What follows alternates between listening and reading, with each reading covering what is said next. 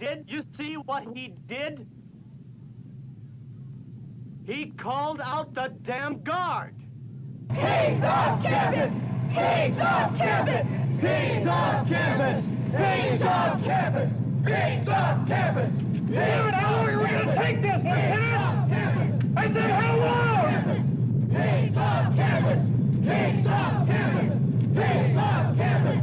He's off campus! He's off campus! He's off campus!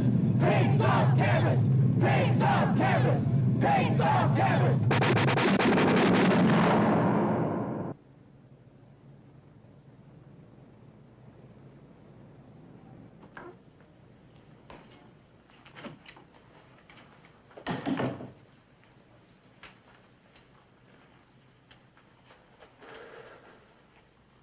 How did it happen, George? Do you have any idea?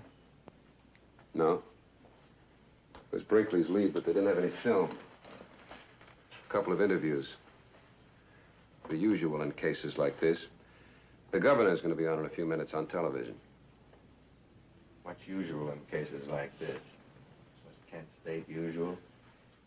Jackson State, Orangeburg? You know, the guardsmen say the kids started it, provoked them, violence and all. The kids say it was murder, pure and simple. We're in great shape, aren't we? When there's a usual in cases like this. We're in lousy shape. And I'd have to guess what you just did isn't going to help one bit. Charlie Stott at the Capitol called me. You want it with the bark on or off? Whatever's usual in cases like this, George. Whoever heads the commission to investigate this one is done. Dead and buried. Hang the kids, hang the guards, sit on the fence, you gotta make enemies. We got enough of those already, Hayes. That's the reason I'm here, not to make enemies? Not to make them unnecessarily. You've been snookered. The governor squoze you. And he's gonna get your seat next time out. Your unnecessary enemies will necessarily remember, and he'll eat you for breakfast. The thing is, for what? Commissions are 3 for a nickel today. No matter what their findings are, nobody ever acts on them.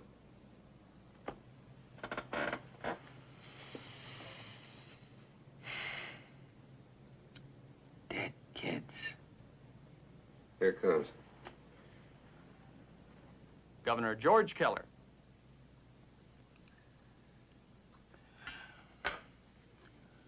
I come to you tonight with a heavy heart to talk about the terrible tragedy which occurred today. Many of the facts are still clouded at this hour. All that is certain is that one young woman, one young man are dead, and 4 others lie wounded. And I have tonight established a commission to investigate the causes of this tragedy. Serving on the commission will be 3 of our state's most distinguished citizens. Arthur Beresford, publisher of the State Gazette. Dr. Benjamin Edwards, the eminent sociologist. And as chairman, our junior United States Senator, Hayes Stowe. Right, thanks a lot, Governor. These 3 men... Now I was going to nominate your son to West Point. Cut it out, George. Somebody's got to do it.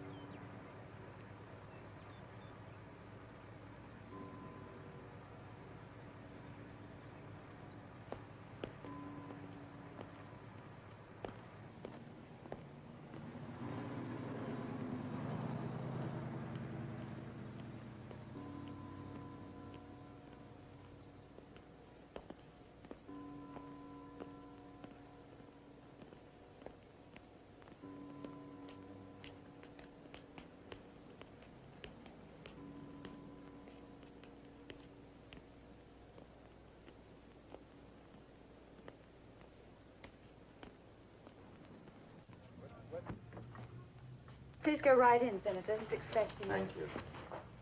Chancellor, It's Senator Stein. Stowe. Nice to meet you. Yes, sir. It's Jordan Boyle, my legislative assistant. Nice to meet you, How Mr. do you Boyle. do? It's Steinitz. Please sit down. Thank you. Can I get you anything? No, Jordan? No, thank you. Have you ever fought in a war, Senator? Is that what it was out there yesterday? Exactly. That's not why I asked the question, though. Well, I was in Korea for 14 months, a lieutenant in the infantry. I suppose you're lucky you weren't higher up. You probably never had to write one of these. Can you imagine getting a letter like this? It's perhaps one thing if you have a son in the army, but a daughter at college? What do you say? What sense do you make out of it? I don't know. That's what we're hoping to do here, make some sense of it. There was no sense to it. There never is to murder. Did you see the shooting, Chancellor? I have a policy here to try, wherever possible, to avoid confrontation with the students. I knew they were marching on the administration building yesterday, peacefully. So I stayed away to avoid violence. No, I did not see it. But all the same, I know, just as surely as I know anything on God's green earth. When we begin the hearings, which I expect will be tomorrow, I'd like you to tell us how you know. Good. Now, if you'll help Mr. Boyle get started, I'll find the office that you... It's room 37. Can I show you? No, or I'll have the find it. secretary? I'll find it, thank you. I don't understand the position of the faculty in this entire incident because... Ah, Senator. Arthur. Nice to see you Good again. to see you again. Dr. Edwards. Call me Ben, Senator. Hayes. Well, I'm sorry to keep you fellows waiting. Shall we get started? By all means. First, when do we start? Oh, right away. Tomorrow? Tomorrow? Oh, we've got digging to do. You know, in my racket, they say you can't write a story until you know the facts. Well, next week is time enough. I say tomorrow. All right, Senator. Arthur, if you and I can find anything to agree upon, we'll gang up on Hayes. What else? The governor has given us the power of subpoena. I'd rather not use it. If people know we have it, that should be enough. Well, that's all I have. Arthur? Yes, I'm concerned about the tone of these hearings. There are a lot of things going on today that I am frank to admit I don't understand.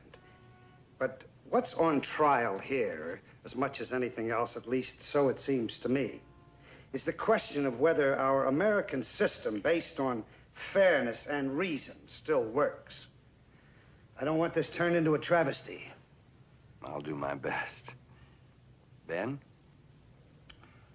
Two things. First, I disagree entirely with Arthur. The American system's not on trial here. It's some men who attacked the system. Our job is to find out if it's the students or the men who killed them. From the way you say that, do I have to guess which you think it is? Well, I've seen it happen too many times not to have an opinion. It's Kent State, Jackson State, Orangeburg. This is not Kent State, and it's not Jackson State, and it's not Orangeburg. This is a different case in a different part of the country with its own circumstances. Let's keep that in mind above all. Now, what's your second point? When I arrived 20 minutes ago, there were guardsmen all over the place. I saw them, too. Well, let's get them out of here before the hearings start. As far as I can see, they're not going to do any good, just cause some more trouble. Well, this is not the commission's responsibility. The only man who can order the guard off is the governor. I want you to call him. Tomorrow, when the hearings start, you might just be glad to have the guard here. I'll ask the governor what he intends to do and let you know. Now? I threw you one hot potato, Hayes. Had to throw it to someone. Hope you don't mind. I don't mind getting into it if I can learn some answers, maybe do something about it. Answers? I'll give you answers. It's these kids. You got any idea what was going on in that town the night before I called the guard out? Violence, destruction of property. More than that. Ask the mayor. We intend to. All these college kids. Were you like that when you were their age? Like what? These kids today. Which kids today do you mean, George? You bet you weren't. Your daddy would have whipped your backside for you. How's that all go? Salty as ever. Yeah? You tell him I asked, would you? It's awful good of you to come in and touch base, Hayes. I know one thing. You do a fine job. You in much of a hurry, George? No, not at all. Something else on your mind? Shoot. Dr. Edwards wants to know if you're planning to leave the guard on campus. Will he be responsible for law and order there if I remove them? No. Only you have that responsibility. You making a suggestion, Hayes? If you are, let's have it. Well, I don't really know much about it yet, but it might answer Edwards' objections if you're going to keep them there. To keep them out of sight a little. Say a mile or two off campus. Oh, all right, that's okay. Anything else? No. Oh, I would like you to hold yourself available Thursday. Hold myself available. Thursday for what? Well, you're going to have to testify for us, George. Me? What are you talking about? I've got nothing to do with this. Well, that's not strictly so. Now, listen. Testify. That's maybe the worst thing I've heard since I've been in office. I'm not looking for an edge on you. You're looking for an edge on me, and I won't have it. I resent it. I'm not going to give it to you. You're not going to embarrass me or this office or this state. That's final. Now, if there's nothing else. No, not really. Just that all three of us want you to know we appreciate the confidence you have in us and the strength you've given us. Ought to help us do a good job. Strength? Well, such as the power of subpoena. You're the one who called out the guard. We have to know why. Well, I'll tell you why. Thursday, George. I'll let you know as soon as we have the exact time.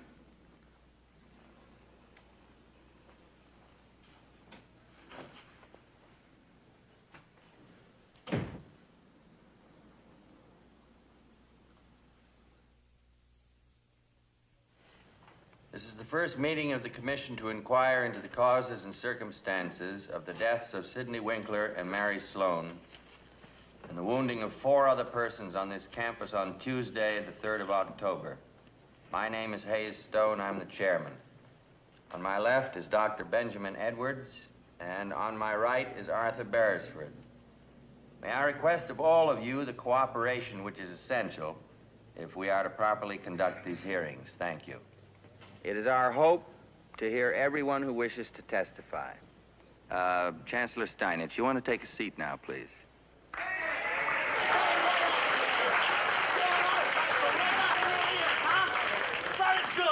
I'd like to emphasize the voluntary character of these hearings. If you'll just identify yourself, Chancellor, you may either make a statement of fact or we'll begin by asking you questions. My name is Edward Hooper Steinitz. I'm Chancellor here. I would like to make a statement for the record first, Senator, and then I will answer any questions you might have.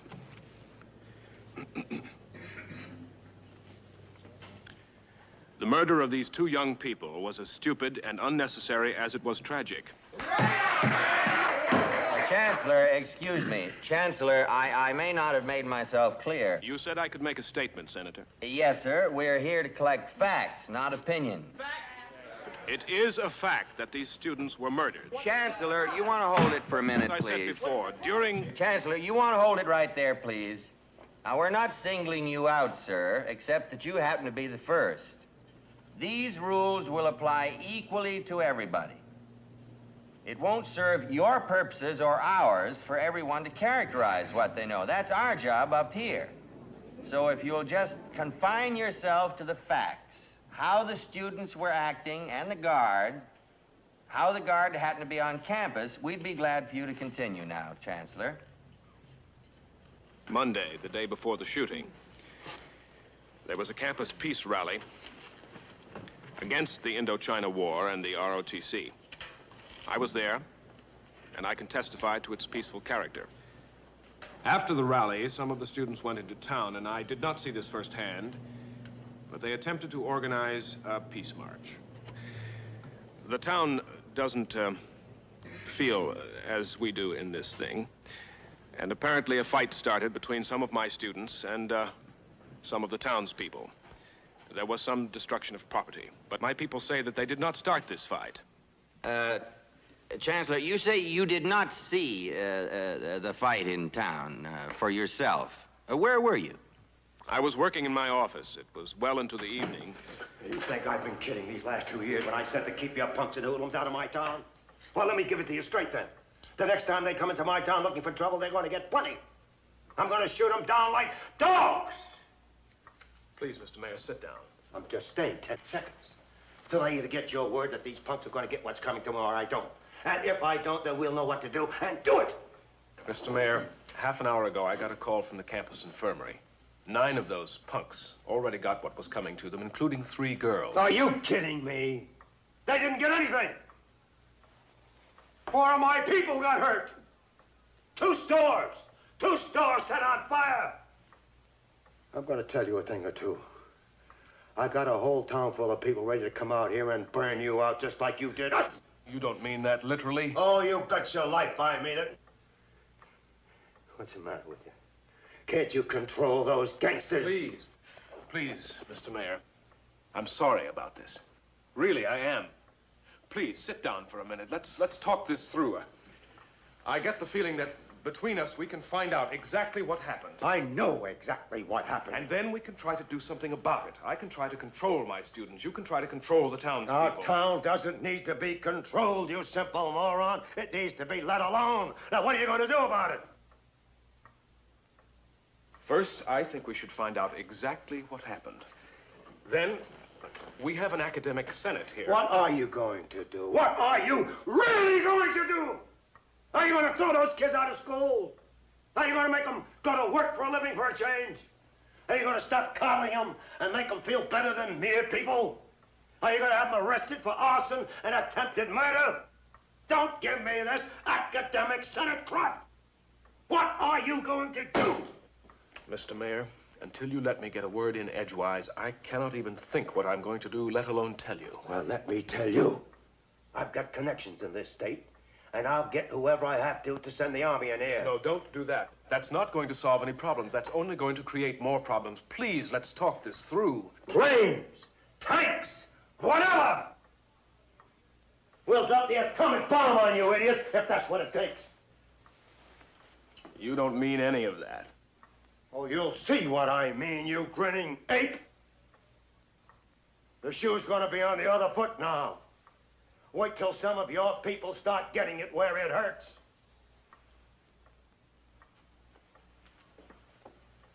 Come on, that's the worst thing I ever heard in my life. That's not the way it was. We'll hear you next. Mr. Mayor, you'll have to sit down now. We'll hear you next, but now you have to sit down. Sit down! And you two, sit down now and be quiet.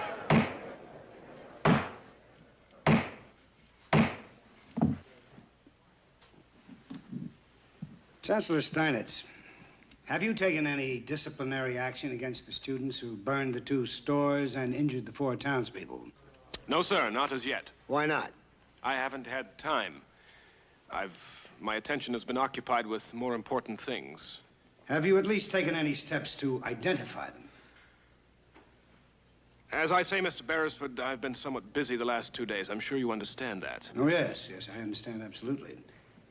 But I also understand how Mayor Wisnowski could be legitimately concerned that you hadn't taken any action to punish the students, or indeed to prevent a recurrence.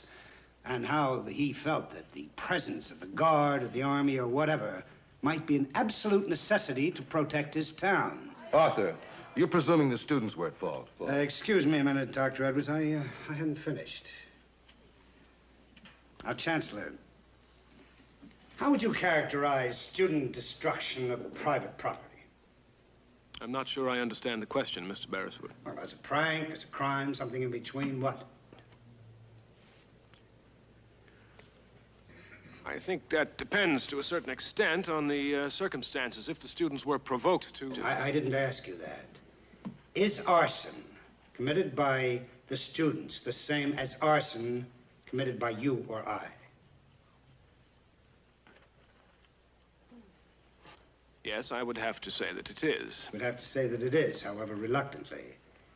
Then, You or I or any other arsonist should expect the authorities to be called out, shouldn't we? Yes, if the situation were as simple as you... That's all. Thank you, Dr. Edwards. Well, Chancellor, the 9 students, including the 3 girls, how badly hurt were they? At least one has a concussion, Dr. Edwards. That's all I'm sure of. And no impartial commission has found the students guilty instead of the townspeople? That has not been established, no, sir. Thank you. Now, one thing in your account of this meeting with the mayor suggested something I find absolutely terrifying. You said the mayor said that he had connections and that he was going to get these connections to bring in the army or whoever, and that they were going to do anything, even drop the atomic bomb if that's what it took to hurt you for a change. Am I correct so far, Chancellor? Yes, sir. Now, putting all that together, sir, is it your implication that there was a conspiracy between the mayor and other parties and that they were going to attack the students as punishment for a town gown fight, and that is the reason why 2 young people are dead and 4 others are in the hospital? Is that your implication? Implication bull! That's a fact!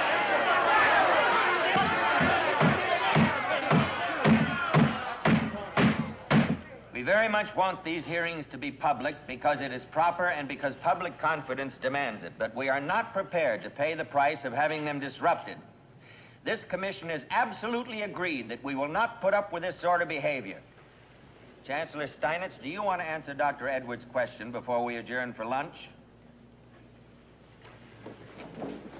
Senator, I don't know the definition for the word conspiracy, but I believe that the mayor set in motion a chain of events which led to the murder of 2 students.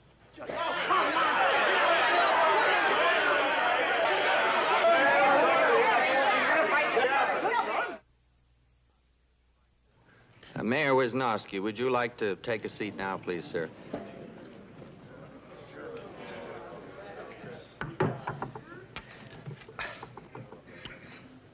Senator, Commissioners, I sat here this morning and heard things I don't believe.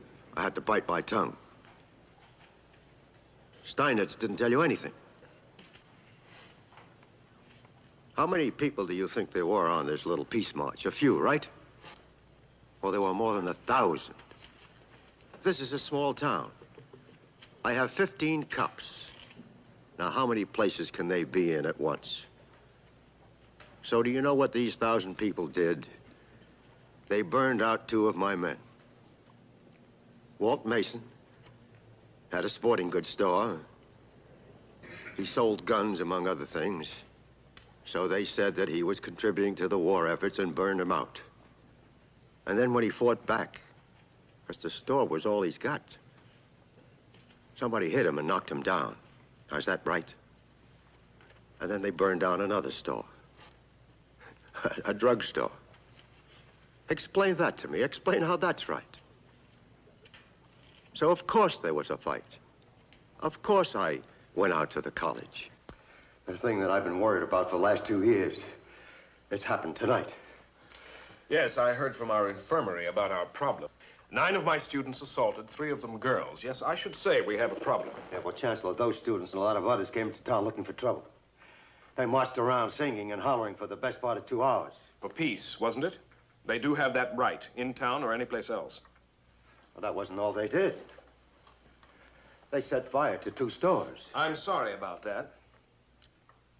But if 9 of your people were assaulted and hospitalized, you might set fire to a couple of stores yourself. I think you got things a little backwards, don't you? The stores were set on fire first. It would be like some of my people coming out to your place and try to burn you out.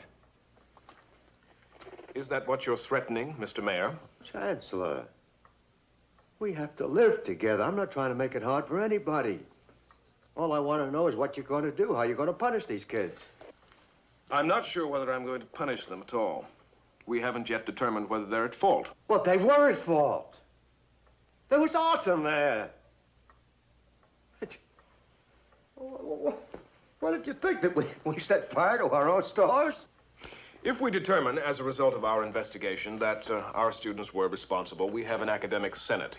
Don't give me that academic senate. What are you going to do? Mr. Mayor, you come into my office like this, and you ask me to take your word for what's happened. Now, I cannot even begin to think what I'm going to do, much less tell you. I have a town to protect.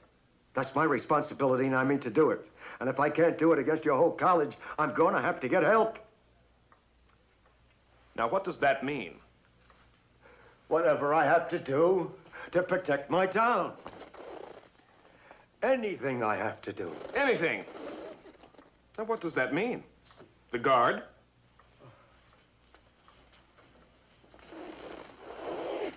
The Army? Planes, tanks, atomic bombs? It isn't as bad as all that now, is it?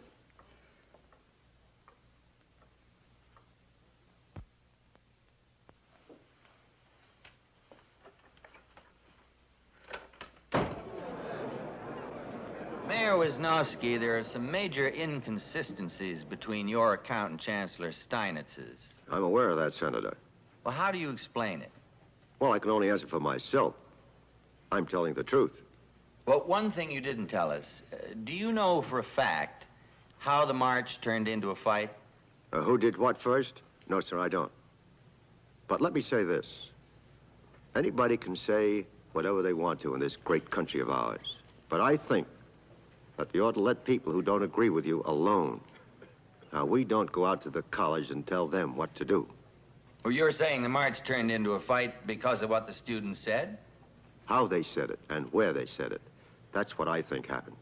Well, that doesn't sound like free speech to me if you're going to get pounded whenever you open your mouth. Well, not whenever. Just don't do it in my town. Did you expect more trouble the next day? Well, I didn't know. I didn't know if there were going to be any more trouble. This is a small town here, and we just have 15 policemen, 15. Now, that's just flat out not enough to handle any trouble. I didn't know if there was going to be any trouble. Then how could you know you needed the Guard there? Or did you just want to escalate the war another notch? Well, that just isn't so. In the first place, a mayor cannot call out the Guard. Well, let's get into that, Mr. Mayor. Just how did that happen? Well, I've heard it said here that I shot my mouth off about having connections. Well, I wish I had. I'm just a small-town mayor trying to do the best job I can.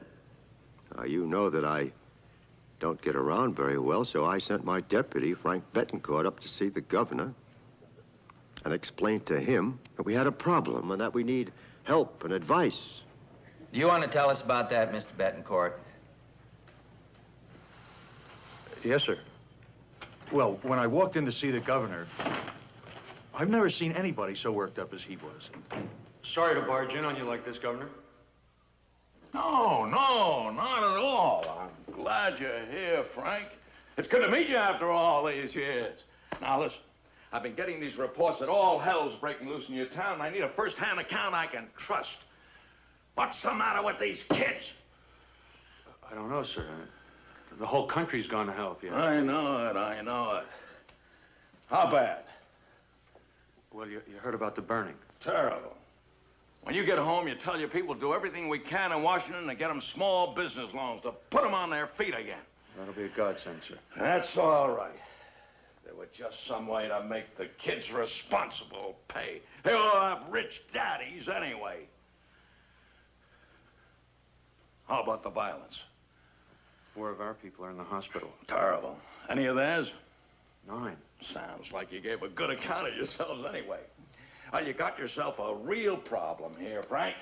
You know what my experience is? Once these things get started, you gotta crack down hard right away. Otherwise, boom, tonight, tomorrow, it just starts all over again. And once you let them get away with it,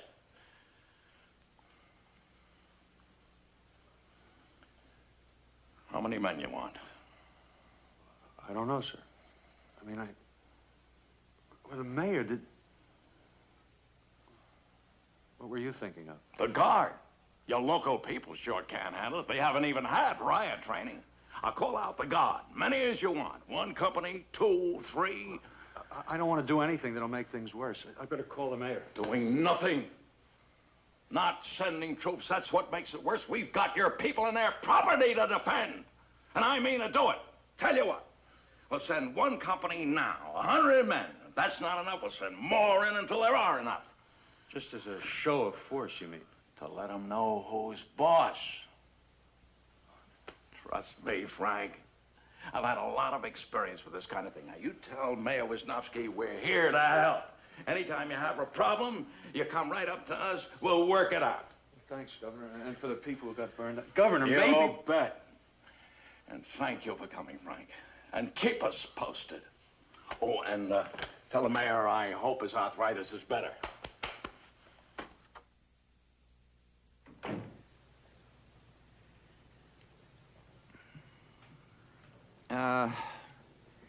Mr. Betancourt, there's no way we can evaluate this testimony fairly now. We're going to have to ask the governor for his recollections of your meeting before we can know where we're heading. His will be just the same as mine, sir. Will you hold yourself available, please, in case we need to speak to you again? Yes, sir. Thank you. You think we're ever going to know the truth of this? Sweet. You and your sweetheart, get!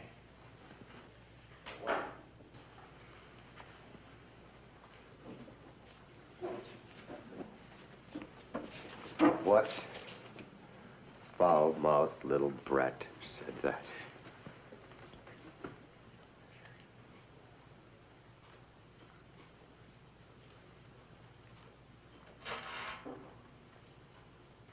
I did.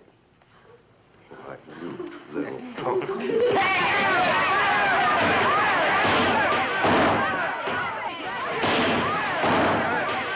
the mayor go, right now. And show that young man out. I said show him out, not throw him out.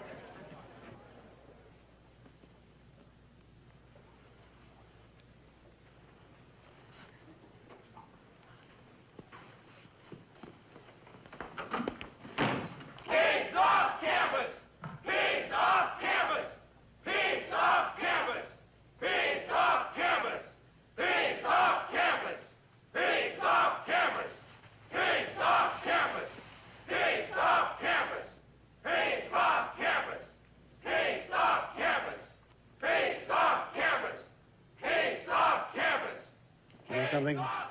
Unless we close these hearings now, this is only the beginning. Thieves off campus!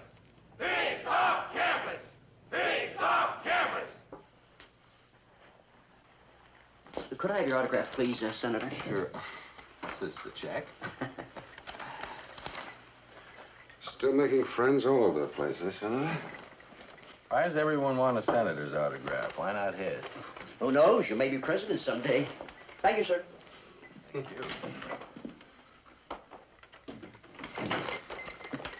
So, where do we stand? I don't know, in a hole someplace. The kids are going to try to run us out, and then the governor's going to move the guard back in. Nobody's had enough yet, huh?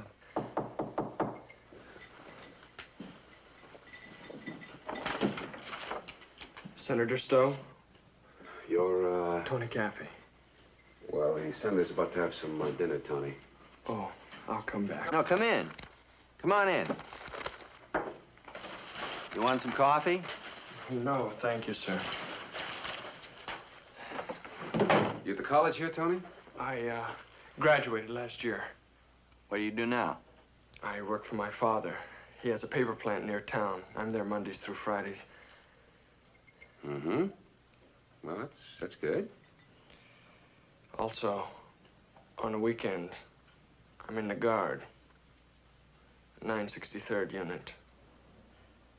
C Squad? C Squad. I was, sort of in charge.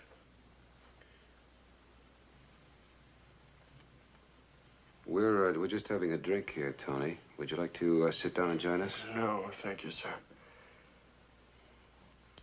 I don't suppose I could talk to you in private, sir. You mean instead of testifying in public? I'm sorry. I wish you could. It's okay. I don't really want to talk about it anyway, you know. If it had been last year, I'd have been on the other side. We have 2 other guys in the squad from the college. One of them still goes here to grad school. Imagine how he feels.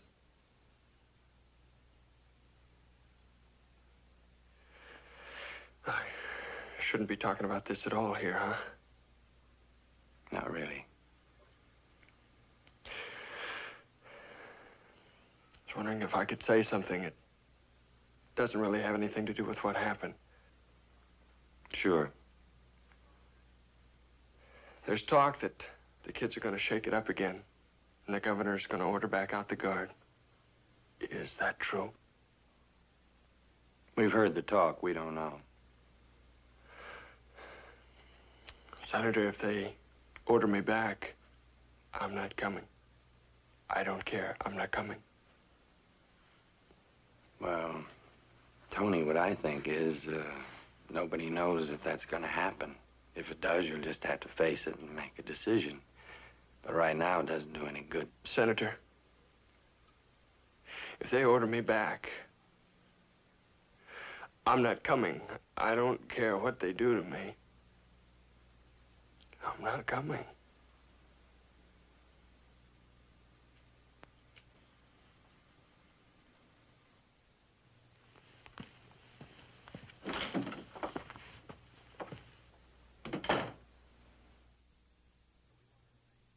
Governor Keller, we want to thank you for appearing at these hearings into the causes and circumstances of the deaths of Sidney Winkler and Mary Sloan.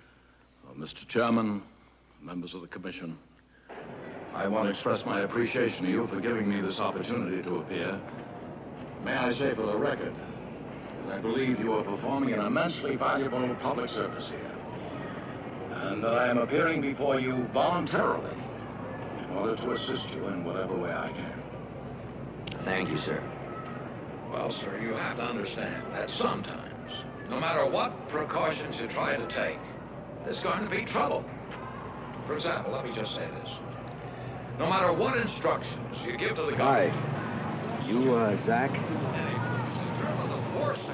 A couple of people here tell me you're responsible for this movement, not having any of the students testify before the commission.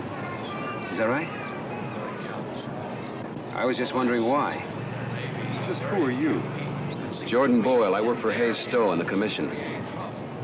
Well, I think you're a Fink. And I think your commission's a shuck. And I have these 2 friends who were murdered, so why don't you just buzz on out of here, huh?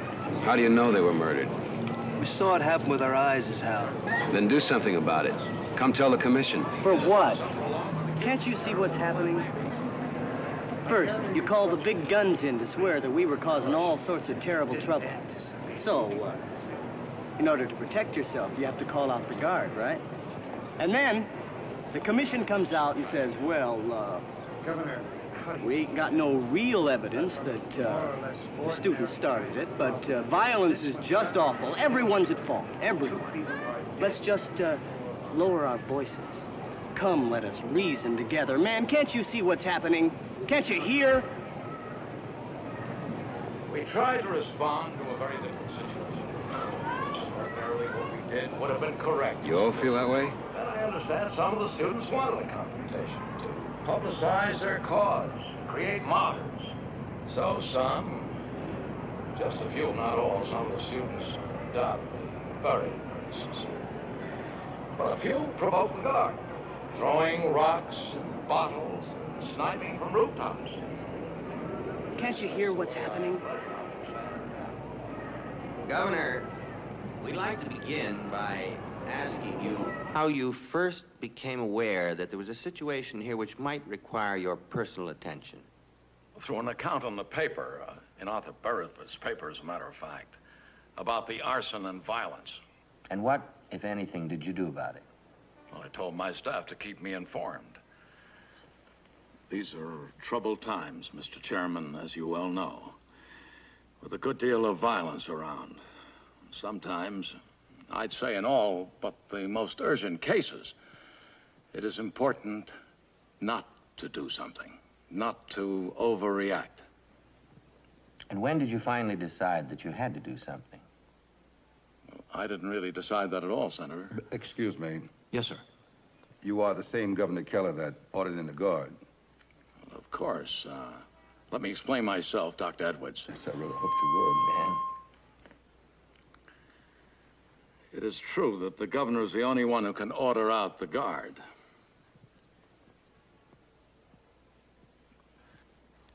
But as you know, that is a step which I personally take with the greatest reluctance, and only in response to the most urgent plea. I have to be persuaded that a need absolutely exists. How were you persuaded? You know what the mayor's feeling is? Once these things start, you gotta crack down hard, right away. Otherwise, tonight, boom, tomorrow, it starts all over again. You let them get away with it once. Don't you have enough local police? Police? We have 15, and they sure can't handle this. They don't even have riot training. We need the guard. Oh, Frank, I don't want to do anything that'll make things worse. Doing nothing, not sending troops. That's what'll make it worse. How many would you figure to need? 1 company, 2, 3. We have people and property to protect. Oh, I couldn't let you possibly have more than 1. I don't know. I'll have to call the mayor.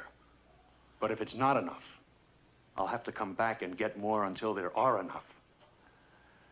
You're absolutely positive. You need a show of force. We have to let them know who's boss, Governor. Well, I guess that's why we're here. To help our people when they have a problem. Thank you, Governor. And for the people who got burned out. Oh, just a minute, Frank. Keep me posted, huh, Frank? And tell the boss I hope his arthritis is better.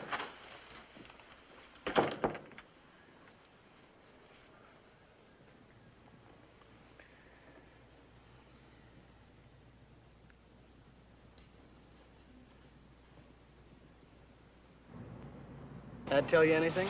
Yeah, it's a whitewash, baby. Well, they haven't heard our side yet. You really think that'll matter? Do you? Can't you see what's happening? Since when did they even listen to our side? This time they might. I say we shut them down.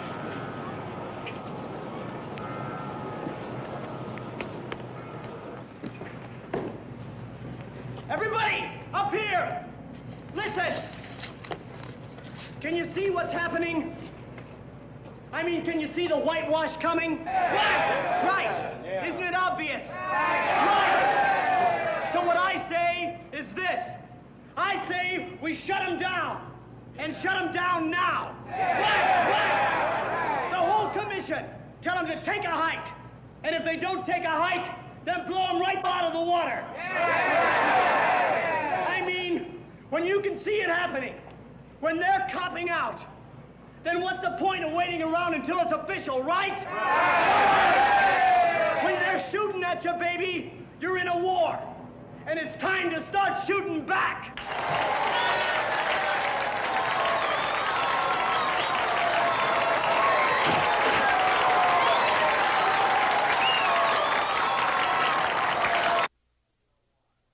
We've had 4 key witnesses so far. The governor, the mayor, the deputy mayor, and the chancellor. 4 honest men, right? Why do they contradict each other in every important detail of what happened? Well, it's an awful time for them, Hayes. It's a time of stress. Honest men, honest differences. A different set of recollections, that's all. That's a touch too pretty for me. What you have here are men copping out, shifting of responsibility. Off of me onto you. I would like to know who is copping out. So would I. You never will. There is no way we will ever know what happened out there. Oh, I don't believe that, Arthur. And neither do you. If we didn't at least feel that we could find the truth, we'd have to call off these hearings right now. Let the governor, the mayor and his deputy, and the chancellor cop out. Not us. Good morning. Good morning, Senator. It is morning, isn't it? Up all night? Been walking around, hearing things. Morning, gentlemen. Good morning. Morning. Coffee. Thanks. What's new? Well, you gentlemen have an open rebellion on your hands. That's new. There's a student movement not to testify for you. Not one of the kids who was there at the shooting is going to stand up. Are they serious? Don't they want to be heard? Tell their side of it? No. To be heard is not what they want. They want to be believed. A lot of difference there. They're that sure the commission's rigged? Yep, they're that sure.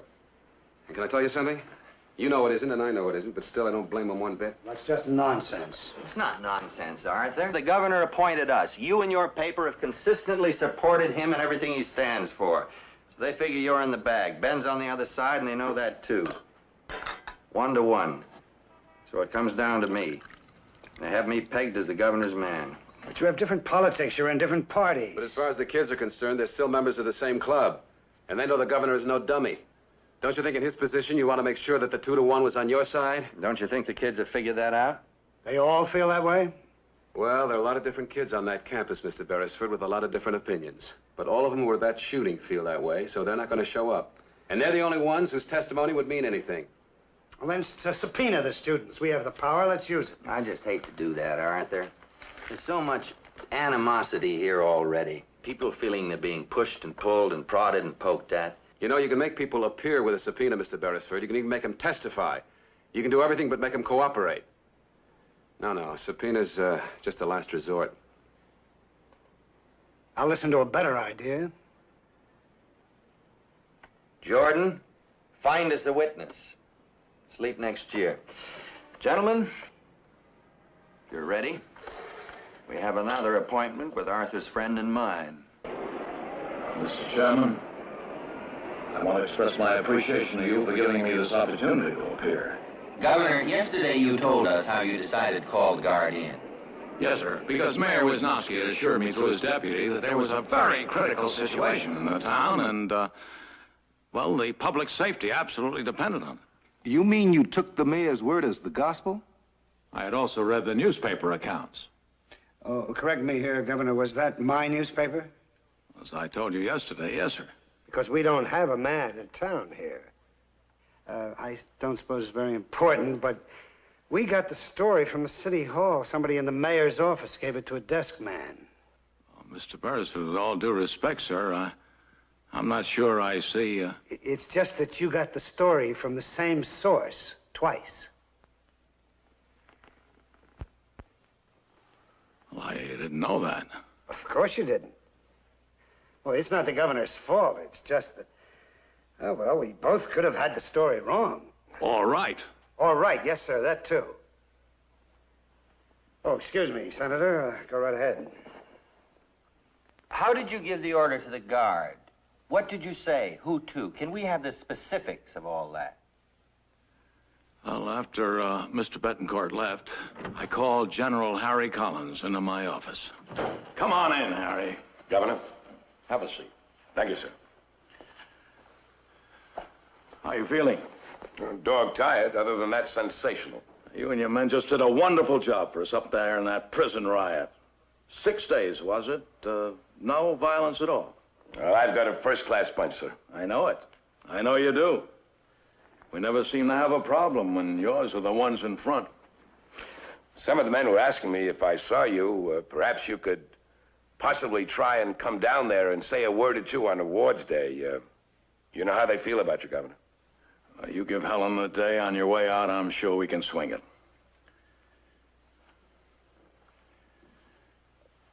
Harry, Bob Wisnowski's deputy just left here. You know him? The mayor, just who he is. I don't know him very well myself. He seems all right. Anyway, Wisnowski says he's got a problem with some students. Wanted some help. Great. Well, I don't know how much of a problem he's really got. Well, why don't I run down there with some of the boys and let you know the lay of the land, how the territory looks? Not a lot of men, Harry. One company. Really? Well, we can't send the whole guard in whenever anybody blows his nose. I know that, sir. All I want you to do is keep the lid on, same as a prison riot. I hate to ask you to do this without even a day off. Just give me my marching orders, Governor. I don't even want you to go out to the college. Just stay in town. Whatever you say, sir. May I, say something, Governor? Shoot. I know war.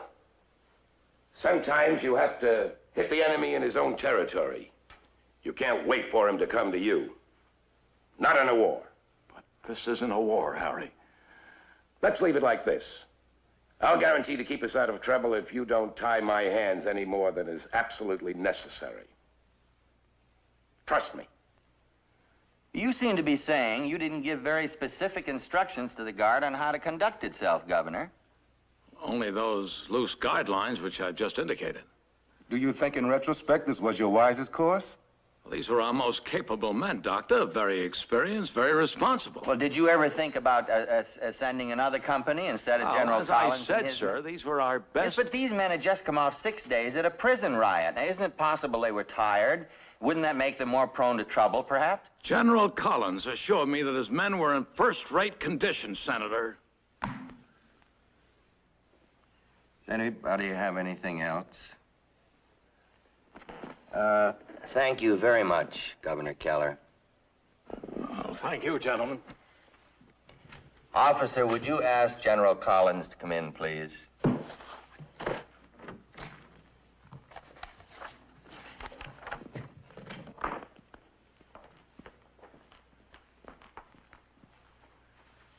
Deck's all cleared, Harry. I'll be able to make it down for awards day. Please sit down, General. Thank you, sir. We want to thank you for agreeing to testify here. Before we begin, do you understand the scope and purpose of our inquiry? I do indeed. I certainly do.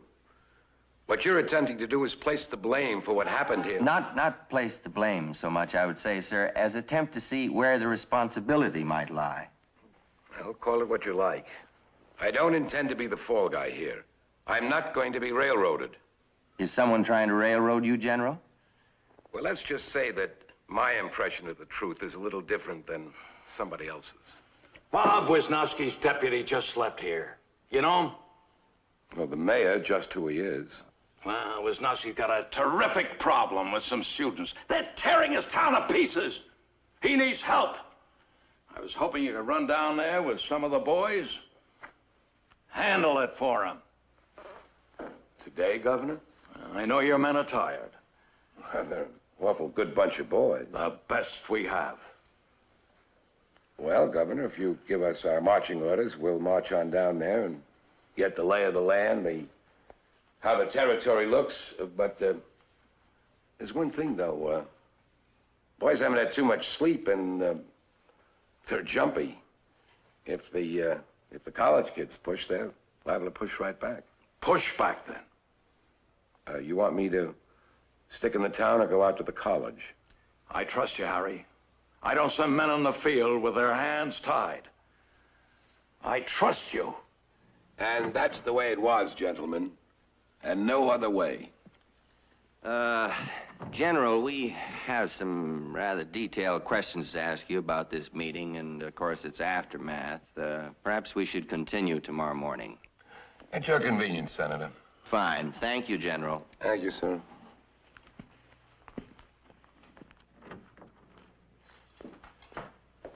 Hope you weren't too rough on the General, Senator. We may need him before the day is out. And his men.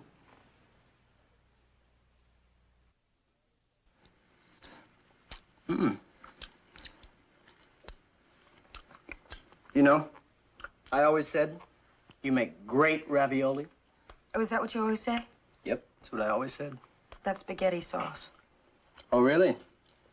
Well, you only make fair spaghetti sauce. Only fair.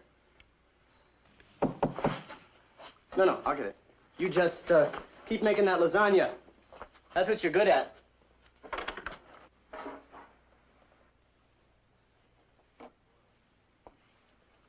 Jordan Boyle says you think you can run us off campus. I say you can't, and you'd be dumb to try. Yeah, well, maybe he's right. Maybe you both are. And then again, maybe we'll just have to wait and see. Forget it. We're here to stay. As long as we want. The thing I can't understand is, how can you be so sure you want us off? Even a blind man can see the hearings have been fair so far. So far doesn't mean diddly. The only thing that counts is results.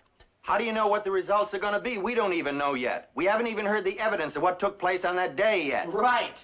And you're not going to either. Wrong. And I'll tell you why. Because we have to, or it's going to happen again and again and again. So let it. Let it? It hurts you as much as it does us. Don't you feel the establishment beginning to shake, to tremble just a bit? Don't you feel the boat rocking? I feel it sinking, and it scares me to death. Listen, please, wait a minute. The problem with us is that we're just a little bit insecure. So we start testing, you know? Why don't you sit down with us and have some dinner and have a glass of wine? And please, don't get mad.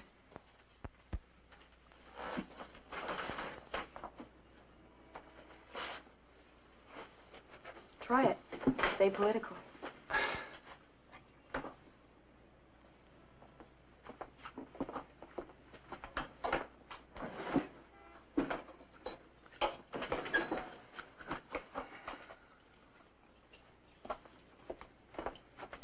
Tell me, Senator, how many commissions have been appointed since the revolution started? When did the revolution start? Say, 5 years ago. How many? I mean, to investigate everything. Panthers, students, yippies, everybody who's being killed by you guys. I don't know how many. A lot. And out of all of them, in the whole country, how many said that you guys were the ones at fault? Some came in with mixed verdicts. According to every commission ever established in this country, we've always been the ones at fault, every single time. I mean, the simple law of averages says that you guys must have been wrong at least some of the time. So what I'm saying is, they're your commissions, and you might believe them. But they're not our commissions, and we don't believe them. They lie. And the people who serve on them lie. And the people who cooperate with them lie, okay? So now you listen, and now you know. None of us are gonna cooperate with any of you. So it's war. So please get out of here.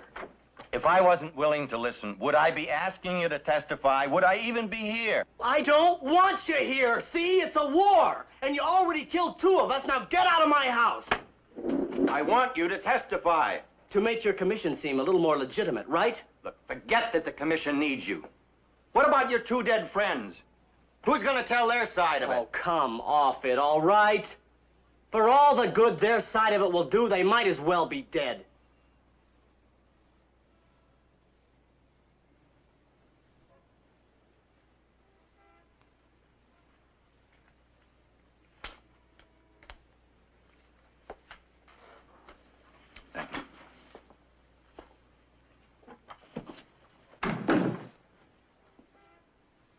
It's a subpoena.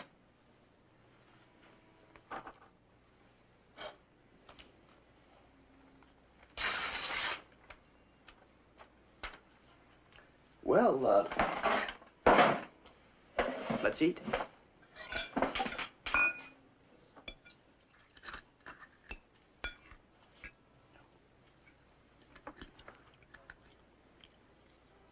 There must be a way to get a student who was there to come forward and voluntarily tell us the story. Now find one. One who can tell us, did they snipe at the guard or did they not? Did they throw rocks and bottles or did they not? We have to know, and send General Collins back in. Just a minute, Jordan. Strike that. It's all off the record. Look, Hayes, before you send the general in here, calm down. Take a moment. You know, that young man may be trying to goad you into proving how fair you are by finding for his side. Let's just keep our balance. Please ask the general to come in, Jordan. Thank you, Ben. All right, there.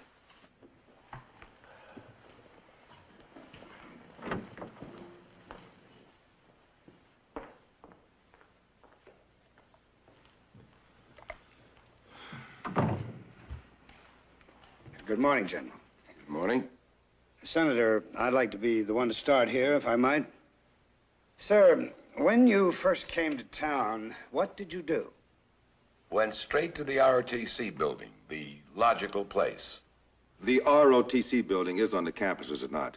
It is, sir. Well, I'd call that the logical place, if you were looking for a lot of trouble. The ROTC building was the logical place from which to observe the existing trouble. It was the logical place to go because the ROTC is, like the Guard, a military operation. In retrospect, do you think that was the wisest course, going right on campus? Not only right, sir, essential. With all your men? I do, sir. Instead of staying in town until you checked the situation out, I believe that's what you had indicated your first plan was. But that was before I knew where the ROTC building was. I'd note that distinction, Senator. We did not go on the campus per se. We went to the ROTC building that happened to be on campus. Surprise, surprise. General, how would you characterize things on campus at this time? Peaceful or... Anything but peaceful. Why, we weren't here 5 minutes when we began to get flack from the students, offensive language, obscene and threatening gestures. All directed at you? Yes, sir. Well, General, how did you expect to be greeted? As if you were liberating Paris in 1944? I was in Paris in 44. Were you? No, sir. I was not in Paris, and you may score one for your side. A little balance here, Ben. Restraint. All right, you went to the armory. What job were you sent here to do? Keep the peace, sir. On the campus or in the town? Well, generally, sir. You don't wait for forest fires to spread before putting them out. And yet you told the governor, we'll march right on down there, catch the lay of the land, see how the territory looks. And a little later you said, I'll give you a call soon as I've got it all checked out. Now, you didn't indicate then that your orders were to put out a fire so much as just see if one was burning. Yes, but when I saw it was, I had my orders. You saw it was with your own eyes? I did, sir. What did you see? Well, students marching, carrying bottles, yelling obscenities at me and my men, raising 7 kinds of hell. Did you see snipers? No, I didn't, but one of my men did. Excuse me, Ben. You said you saw students with bottles. Throwing them? I don't recall, sir. Or just drinking? General, one thing here concerns me a little. The men in your command seem rather young. How'd you feel about giving them this responsibility? Well, not a worry in the world. They behaved perfectly well at the prison trouble. How young are they? Oh, I'd say many of them in their early 20s. But let me say just this. Nathan Hale was 20 years old when he gave the only life he had for his country. Score 2 for your side, General. Now, General, you say you told your men not to load. Well, how did the bullets get in their guns? I don't know, sir. I wasn't there. You'll have to ask Lieutenant Caffey. Yours were the men who did the shooting, Lieutenant. Is that right? Yes, sir. What was your job? Well, just to kind of get out there. And do what? Well, I wasn't sure exactly. Why don't you, tell us what happened after you left the Army, Lieutenant? First off, we heard about this bunch of kids trying to take over the administration building.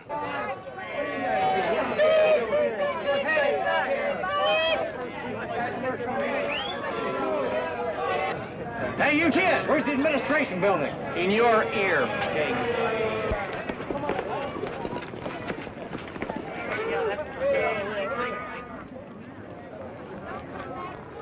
All right, settle in. There's not that many there. Oh, yeah? Look over there. Look at those animals. Look at them! Hey, you want to scare them?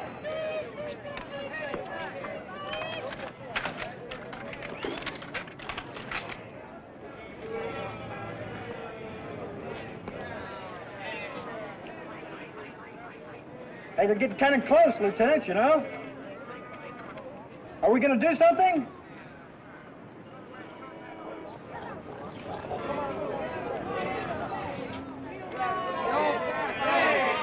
Hey, they've got rocks and balls, Lieutenant. You better do something.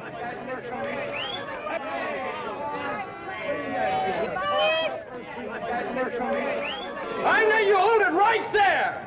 No way, pig. Pigs off campus! Pigs off campus! Pigs off campus! Pigs off campus! You're gonna get shot here in about 2 seconds, Lieutenant. I will not. Pigs off campus!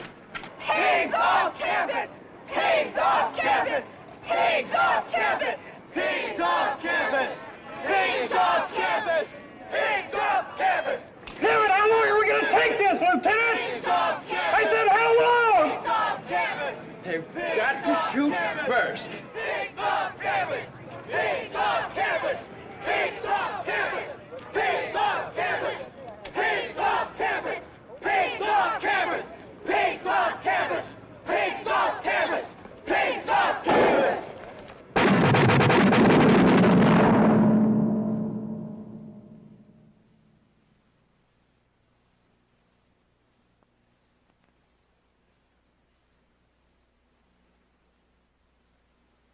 May I be excused now, please?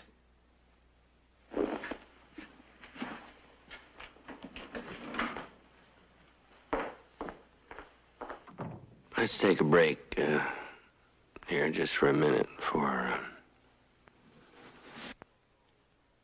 How do you see your role in all this, Private? Just doing my job, sir, just the same as everybody else. And that job was? Standing up for what I believe in. And what do you believe in? America. How did you stand up for America on the day in question? Just asking what happened, all right, Ben? You want to tell us about that now, Private? Hey, Lieutenant, they're getting kind of close, you know?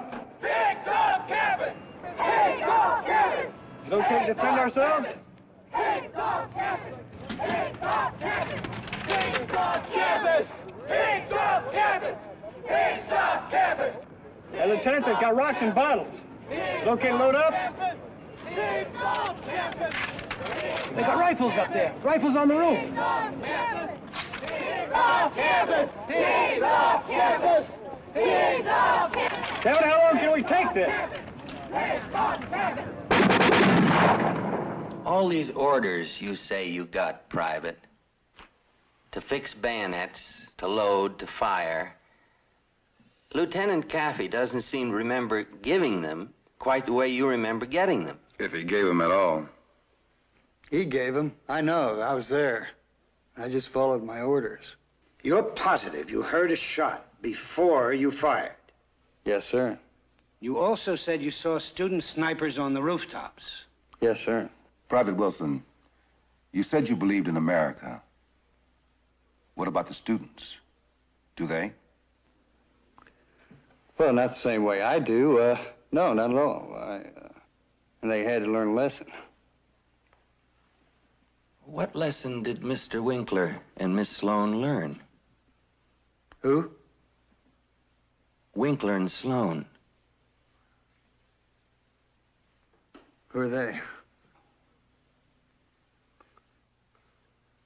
The dead students.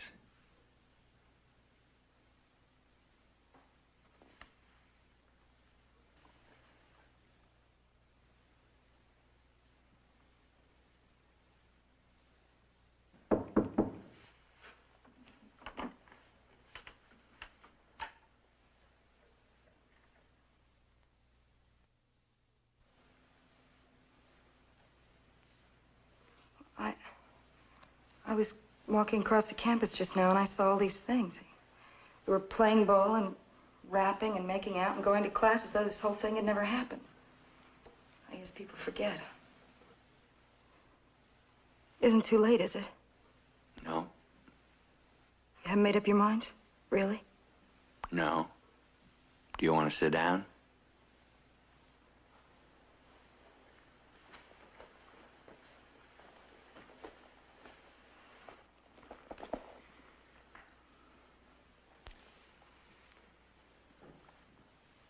Were you at the shooting? Yes.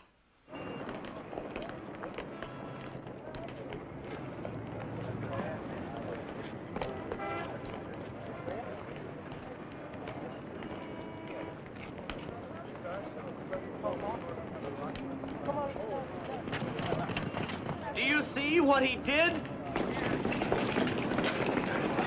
He called out the damn guard. Look at those pigs! They're putting on bayonets! Girls to the front! Girls to the front! You're too pretty to stand, baby. Yeah, so are you. What are you gonna do when you get to the chancellor's office? Go for cigars. I'm a brandy man myself. I know you hold it right there! Or what? It's a bluff, man. They aren't even allowed to use ammunition. You sure? Well, that's what it says in the Army Directive of the Guard. No way, pig! Pigs off campus! Pigs off campus! Pigs off campus! Pigs off campus! Pigs off campus! Pigs off campus! Pigs off campus! Pigs off campus! Pigs off campus! Pigs off campus! Pigs off campus! Pigs off campus! Pigs off campus! Pigs off campus! Off campus! Pigs! Pigs off!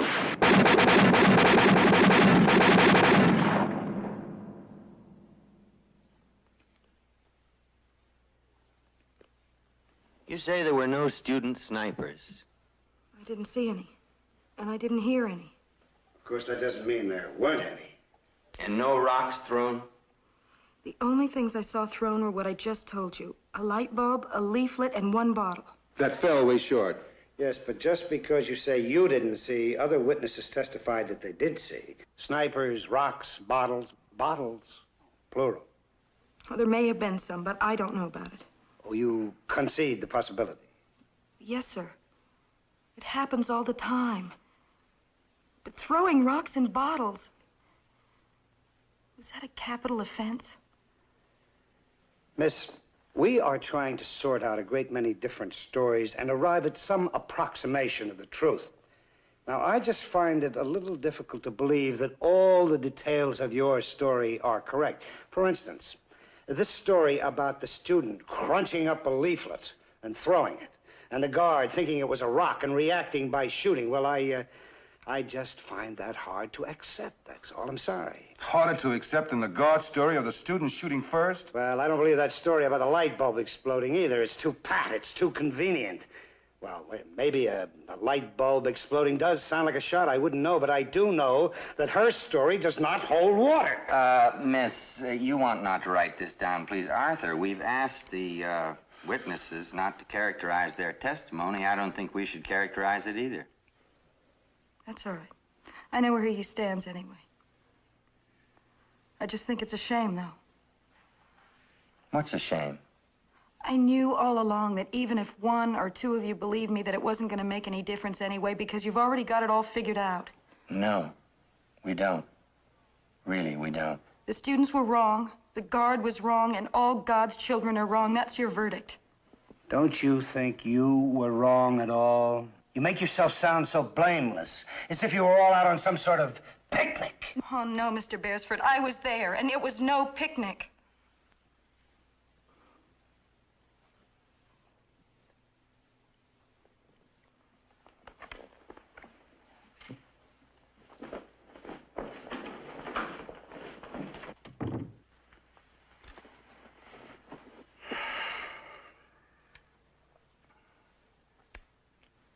Let's take a half hour for dinner and then go to work. Whatever our findings are, I want us to start finding them tonight. Less than 20 minutes after the shooting, the police ran a room-to-room sweep of the whole campus. They came up with 2 .22 target rifles. Both of them were clean. Here's the chief's affidavit. Anybody shot with a .22? According to the college infirmary and the town hospital, all 6 students were shot with .30 caliber, high-velocity, copper-jacketed bullets. Standard military issue. No guardsmen wounded at all. What else you got there? A photographer, a stringer for one of the services, shot 2 rolls of film while it was happening. I'm just starting to go through those. Keep on it. Well, what do you think? I think there's no evidence. No evidence at all that the students shot at the guard. That's what I think. And we've heard testimony that there were students on the roof. Somebody said he saw them with guns. One interested guardsman. And we have affidavits that prove that at least 2 students had guns. That were never fired. And that there was the sound of a shot. Most likely a light bulb. There were no snipers. Maybe a bottle, but no rocks. What were they, leaflets? Do you honestly believe that a crumbled up leaflet looks like a rock? Yeah. And that the guard fired because somebody threw a leaflet at them? Yes, I believe that, and the light bulb both. Oh, Ben, come on, get off it. Can we start at the beginning? The students invading the town. We say two things about that. They have the right to assemble and march peacefully. This wasn't peaceful. And for arson, they ought to be punished. Absolutely. Second, the mayor is responsible for protecting his town. Now, I don't know about his language and restraint, but he had a legitimate problem and he had to find a solution. Calling the governor was reasonable in itself, true? I don't know if that's true. I think the mayor's a loudmouth. Maybe he's the problem. I agree with you so far, Hayes. Now, the chancellor. He should have come down on the arsonists hard. Yes, he should. But he's got a problem, too. You don't want outside force on a university. That's not what a university's about. I think maybe the academic senate was the answer. Not for arson, Ben. Come on, be fair. All right. I guess he's a lousy chancellor. But he didn't commit any crimes. Mistakes? Plenty of them. But there's a big difference between not doing something you should and doing something you shouldn't. Like sending in armed troops. It's a big, big difference. About the governor now. Arthur, I'm afraid you and I may be parting company here. Now, don't hang the governor out of somebody else's mouth, Hayes. Nope, just his own. Continue, Hayes. I'm listening. He didn't investigate the mayor's report firsthand. He should have checked it out before sending troops.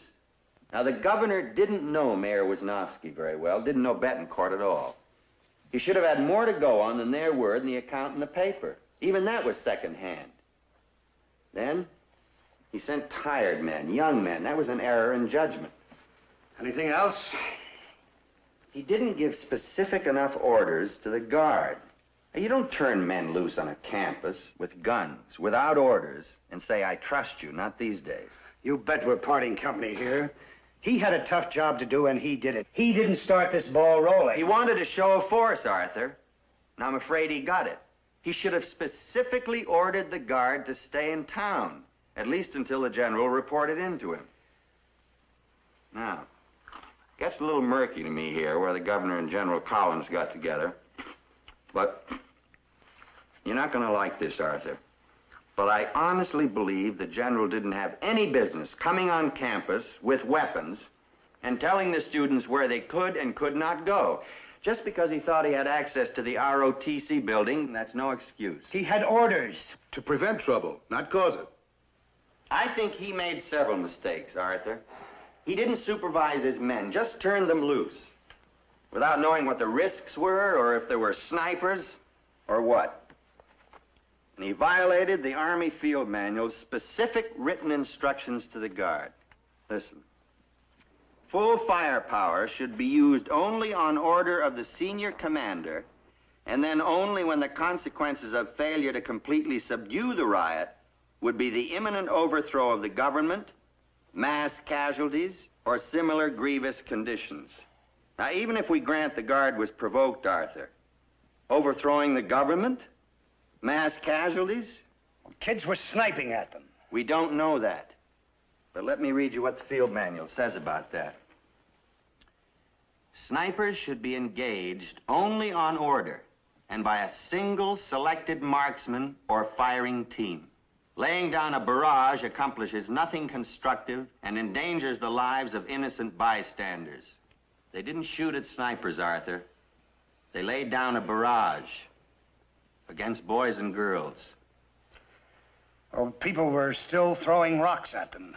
Not paper leaflets, rocks. And those are grievous conditions. What do you expect them to do? I expected there should have been 1,000,000 controls up and down the line. Just for example, no warning shots were ever fired. Even bank robbers get that privilege. Nobody told them if they absolutely had to shoot, shoot low. Nobody even told them what their job was. Now, that's the general's fault, and Lieutenant Caffey. Look, maybe we can't get together on this. But those kids assaulted everybody. Sure, they started it, tore up the town, but then look what happened. The governor sends in troops. There are vague reports of snipers on campus. Any evidence of snipers in those pictures? Nope. There are a couple of kids here on a roof. One of them's holding a camera with a long lens that might possibly look like a rifle. All right, so maybe there weren't any snipers. But they were still throwing bottles and rocks. And were murdered for their troubles. What I think happened is, once the governor and the general turned them loose, things got out of control. 20-year-old kids on both sides marching around playing war. What happened? Was an order given to put on bayonets? Nobody's sure, but the bayonets are mounted. To load guns? Nobody's sure, but the guns are loaded. To open fire? Nobody's sure, but 2 kids are killed and 4 wounded. Everything went crazy, out of control. People saw what they expected to see, and they expected the worst, and they got it, and then couldn't slow it down. The governor turned the general loose, the general turned the lieutenant loose, the lieutenant turned the guard loose, and they all should have known what was going to happen. Yeah, and they all should have told the kids not to throw rocks. Arthur, will you stop that? Shoot! Jenny!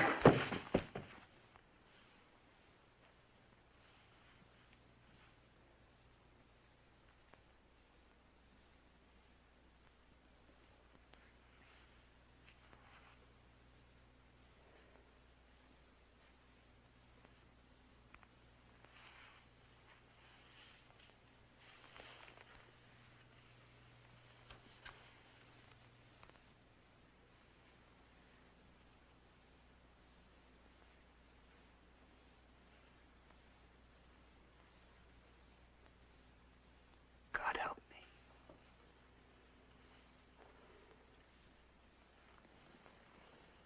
Arthur, you and I aren't trained, and we might react like that. We'd be wrong. Staff, they're ready to make the recommendations. Come on, we got 5 minutes. Nope. I can't make it.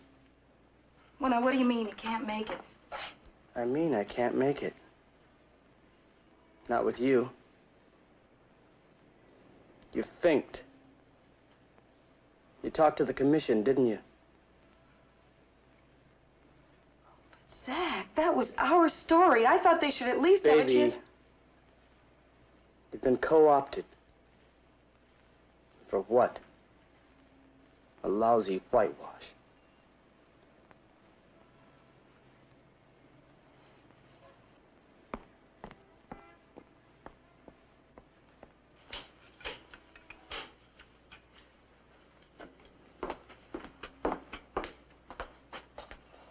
I'll pick up the rest of my stuff later.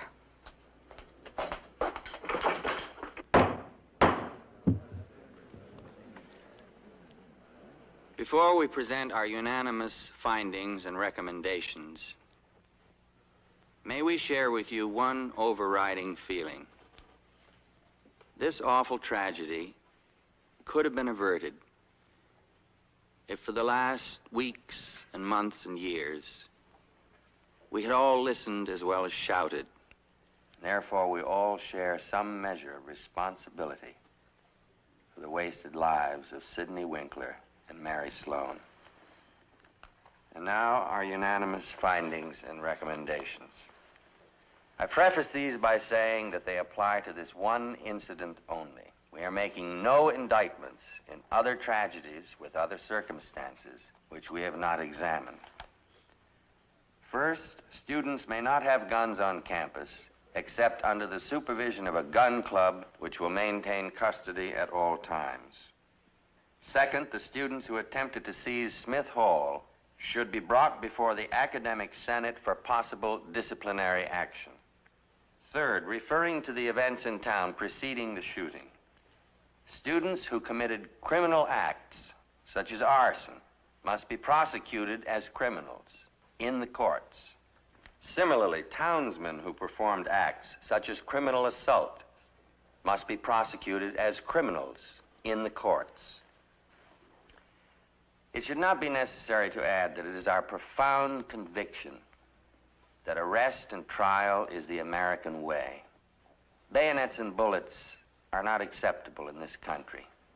If students or anybody else break the law, they must be prosecuted, but not shot. minimum force is the standard which must be applied. Those who exceed this standard, with guns or in any other way, under whatever badge of authority, must answer for the consequences. So, fourth and finally, as regards the shooting of the students, we recommend that a grand jury be impaneled at once for the specific purpose of determining where the culpability in this shooting lies.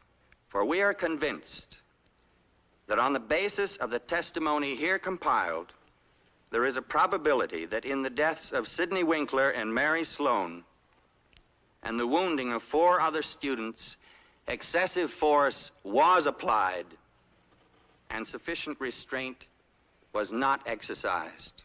However, guilt under our system can only be determined in accordance with judicial process. It is therefore the conclusion of this commission that if men in positions of responsibility and authority react in extreme fashion to a situation they do not properly investigate, setting in motion deadly forces which cannot be recalled, they must answer in the courts. If men in positions of responsibility and authority dangerously aggravate a difficult situation and exceed all bounds of their authority, they must answer in the courts. If men in positions of authority and responsibility act, perhaps under provocation, but far in excess of the minimum force which the situation requires, they must answer in the courts. We do therefore affirm that we will this day transmit to the Attorney General all documentary and physical evidence and all oral and written testimony here compiled, together with this Commission's unanimous recommendation to the Attorney General that he immediately and without delay place before such grand jury all aforementioned evidence with a view toward returning such criminal indictments as it may deem proper and necessary against those it holds culpable. We do further recommend that the following men be summoned as material witnesses before such grand jury. 1, George A. Keller, governor of this state. 2, General Harry T. Collins, Jr., commanding officer, 963rd Unit, the Guard. 3, Lieutenant Carey Anthony Caffey, 963rd Unit, the Guard. 4, the men of the full and entire C Squad, 963rd Unit, the Guard. And such other witnesses as may be considered appropriate. So do we affirm.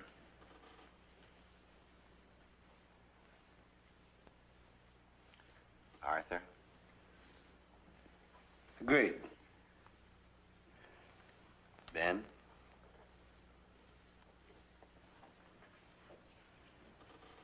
Then I have nothing to add.